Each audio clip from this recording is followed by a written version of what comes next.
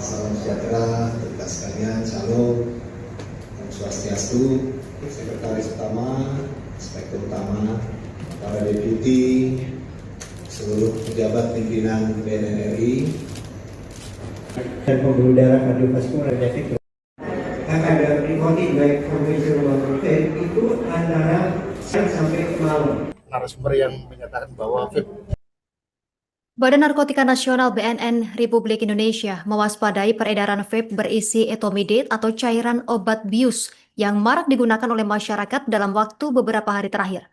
Kepala Pusat Laboratorium BNN RI Brigjen Pol Supianto menjelaskan bahwa dari 438 sampel cairan vape atau vape yang diperiksa, sekitar 23,97% ditemukan mengandung narkoba. Informasi selengkapnya terhubung bersama kita rekan Miftahul Munir, wartawan Warta Kota. Rekan Miftahul Munir, silakan informasi selengkapnya. Baik, rekan Yusnia dan Tribuners manapun Anda berada, saat ini fenomena peredaran vape berisi cairan narkoba ini sedang digandrungi oleh masyarakat di Indonesia, dan Badan Narkotika Nasional sendiri ini sudah melakukan pengambilan sampel dan menemukan sebanyak ribuan 1.000 lebih jenis baru narkotika yang ada di dalam kandungan vape.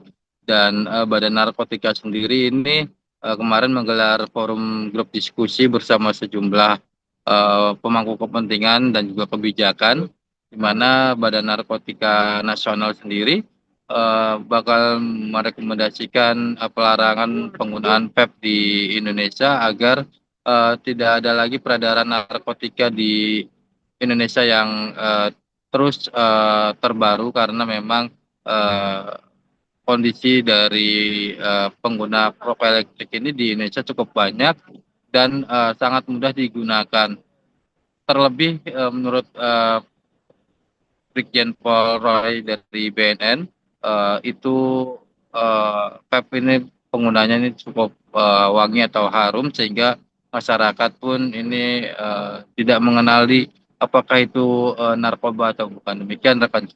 namun demikian, kami dari BNN lebih menyoroti kepada penyalahgunaan vape ini sebagai media penyalahgunaan narkoba. Sebagaimana tadi saya sampaikan bahwa dari 438 sampel uji di dalam penelitian kami, itu 23,97% itu mengandung narkoba.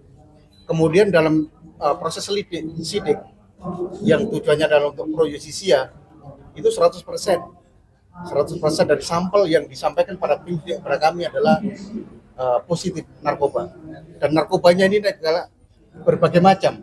Jadi ada narkoba yang masih dalam konvensional istilahnya. Jadi ada ecstasy, ada THC, kemudian ada metamfetamin, tapi juga ada NPS.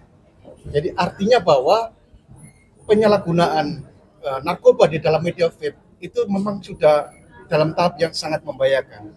Jadi kami memang memberikan rekomendasi agar vape pada akhirnya adalah dilakukan pelarangan seperti negara-negara yang lain. Vape tanpa narkoba maupun dengan narkoba itu juga sama bahayanya. Pak, kalaupun dilarang, berarti siapa regulator yang berhak mencabut perizinannya? Bea Cukai atau siapa, Pak? Nanti kita sesuaikan. Sekarang posisi regulasi ada di mana, baik di Bea Cukai atau mungkin Kementerian Kesehatan dan seterusnya. Kita sesuaikan. Pak, tadi penyalahgunaan vape sudah masuk ke hiburan malam, Pak, ya. Kalau bisa dievaluasi, Pak, itu hiburan malam di kawasan mana, Pak? Dan imbauannya kepada yang lainnya seperti apa? Saya kira kita menjawab secara kasuistis, tapi secara umum. Jadi penggunaan vape tidak hanya di tempat-tempat hiburan malam, tapi faktanya adalah di tempat-tempat manapun kita dapati. Dan yang lebih memprihatinkan adalah bahwa rokok elektronik, khususnya vape ini seharusnya adalah dijual atau dipergunakan untuk anak usia di atas 21. Tapi faktanya bahwa anak-anak SMP, SMA yang mungkin berusia di bawah itu sudah menggunakan vape. Ini kan sangat membahayakan. Artinya regulasi yang sudah ada saja tidak ditaati. Oke. Untuk pengawasannya seperti apa nantinya? Kalau pengawasan ada di Badan POM, nanti Bapak dari Badan POM mungkin bisa memberikan penjelasan terkait dengan pengawasan rokok elektronik, karena sekarang menjadi perluasan kewenangan dari Badan POM.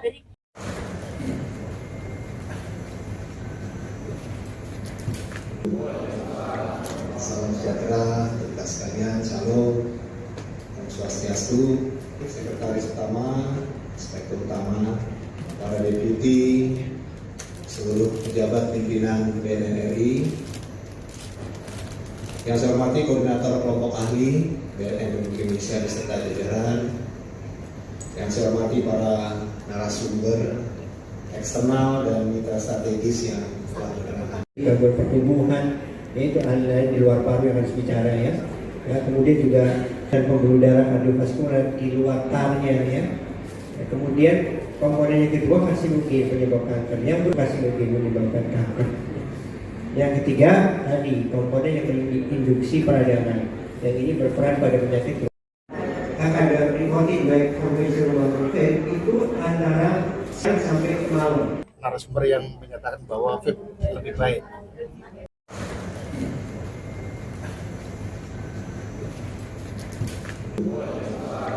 Salam sejahtera, kita sekalian, salam, Om Swastiastu, Sekretaris Utama, Inspektur Utama, para deputi, seluruh pejabat pimpinan BNN RI,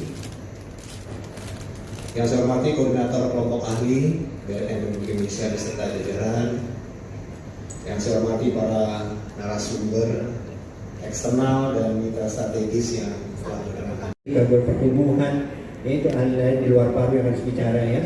Kemudian juga dan pembuluh darah kardiovaskular di luar tarnya ya. Kemudian komponen yang kedua karsinogen penyebab kanker, yang karsinogen menyebabkan kanker. Yang ketiga tadi komponen yang induksi peradangan, yang ini berperan pada penyakit.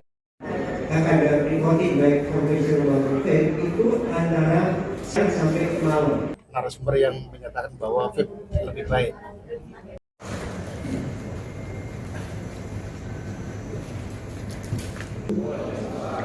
Salam sejahtera, kita sekalian, salam, Om Swastiastu, Sekretaris Utama, Inspektur Utama, para deputi, seluruh pejabat pimpinan BNN RI, yang saya hormati koordinator kelompok ahli BNN Republik Indonesia beserta jajaran, yang saya hormati para narasumber eksternal dan mitra strategis yang telah berkenan. Gangguan pertumbuhan, yaitu di luar paru yang harus bicara ya. Kemudian juga dan pembuluh darah kardiovaskular di luar tarnya ya. Kemudian komponen yang kedua karsinogen penyebab kanker, yang karsinogen menyebabkan kanker. Download Tribun X sekarang, menghadirkan lokal menjadi Indonesia.